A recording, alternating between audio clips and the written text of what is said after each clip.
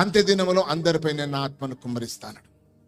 యోవేలు ప్రవచనం అది. యోవేలు ప్రవచనం పాత నిబంధన కాలంలో యోవేలు గ్రంథములో మనం చూస్తాము 2వ అధ్యాయము 28వ వచనములో ఏంటిది అని అంటే, అంత్యదినంలో అందరిపై ఆత్మను కుమ్మరిస్తా. ఇది ఎక్కడ నెరవేర్చబడింది అని అంటే, పెంతెకోస్తు దినం అప్పుడు మరి వాళ్ళందరూ ప్రార్థన చేసి 120 మంది మీద పరిశుద్ధాత్ముడు దిగి రావడం అక్కడ నెరవేర్చబడింది. అక్కడ నుండి నెరవేర్చబడింది. ఆ దినములే అంత్య దినములు అవుతాయి. ఎందుకంటే పేతురు సాక్ష్యం ఇస్తాడు, యోవేలు ప్రవక్త ప్రవచించిన ప్రవచనం ఇదిగో ఇక నెరవేర్చబడుతున్నది, ఇక నెరవేర్చబడింది అని అంటాడు. మరి 2000 సంవత్సరాల క్రితమే అంత్య దినములు అంటే ఈ దినములేంటివి? 2000 సంవత్సరాల తర్వాత ఇప్పుడు మనం ఉంటున్న దినములు ఎటువంటి దినములు మీరు ఒకసారి జ్ఞాపకం ఉంచుకోండి. ఆ రోజులే అంత్య దినాలు అయితే ఈ రోజులేంటివి? అత్యంత అంత్య దినములు ఇవి. చాలా సమీపంలో ఉన్నాము. ఏ క్షణంలో ఎప్పుడు ఎలా జరుగుతుందో మనకు తెలియదు. అందుకే రాకడ గురించి దేవుడు అన్నమాట, దొంగ వచ్చినట్టుగా దేవుడు వస్తాడు. ఆయనకు తెలియదు దొంగ ఎప్పుడు మెసేజ్ ఇచ్చి రాడు, వాట్సాప్ చేసి రాడో, నేను వస్తున్నాను మీ ఇంటికి తాళాలు బయట పెట్టండి అని చెప్పి వస్తాడా, లేదా గొల్లాలు పెట్టండి. He never says. అకస్మాత్తుగా వస్తాడు, నువ్వు అనుకునే సమయంలో వస్తాడు.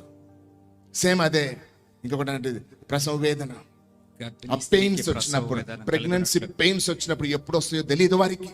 సడన్ గా వచ్చినట్టుగా ఆ రోజు ఎలా ఉంటుందో మీకు తెలియదు. అందుకే మనం సిద్ధపాటు కలిగి ఉండాలి. సిద్ధపాటు దేని కొరకు? ఫస్ట్ థింగ్ దేని కొరకు అని అంటే, నీవు నీ జీవితానికి లెక్క చెప్పుకోవడానికి సిద్ధంగా ఉండవు. దేవునికి ఇచ్చిన అవకాశాలు, దేవునికి ఇచ్చిన సమయము, దేవునికి ఇచ్చిన ఆపర్చునిటీస్ అన్నిటిని నువ్వు ఎలా వాడుకున్నావు అనే దానికి నువ్వు లెక్క చెప్పుకునే స్థితులను ఉండాలి. దేవునికి ఇచ్చిన సంవత్సరం, దేవునికి ఇచ్చిన దినములను నువ్వు ఎలా వాడినావన్న దానికి నువ్వు లెక్క చెప్పుకునే స్థితులను ఉండాలి. రెండవది దేని కొరకు అని అంటే, ఆయన రాకడ. ఎత్తబడడానికి మనం సిద్ధంగా ఉండాలి. ఎత్తబడడానికి ప్రభా ఐఎమ్ రెడీ లార్డ్, ప్రభు నువ్వు ఎప్పుడు వచ్చినా నేను సిద్ధమే నాయన. అటువంటి గ్యారంటీ కలిగిన జీవితం కలిగి, అటువంటి విశ్వాసం కలిగిన జీవితం కలిగి ఉండాలి. అంటే ఐఎమ్ రెడీ ప్రభా, నేను రావడానికి నేను సిద్ధమే తండ్రి అని ఆలోచన చేయండి. మూడోది దేని కొరకు అని అంటే, అంత్య దినంలో దేవుడు బలమైన ఆత్మను కుమ్మరించబోతున్నాడు. A great anointing is going to fall. ఎలా ఉండబోతున్నది అని అంటే, నేను చెప్పినట్టుగా I'll pour out my spirit upon all flesh. సర్వ శరీరం మీద నా ఆత్మను కుమ్మరించేదను. ఎందుకు ఆత్మను కుమ్మరించడం అంటే ఏంటి తెలుసా? The people will feel hunger అన్నమాట. ప్రజలు ఆకలి. The last days we see the hunger. అంత్య దినాల్లో మనం ఆకలి చూస్తాము. అంత్య దినములో ఆత్మ కుమ్మరించబడ్డం అంటే ఏంటి తెలుసా? నీవు ప్రకటించని చోట్లను దేవుని సువార్తను ప్రకటించబోతున్నావు.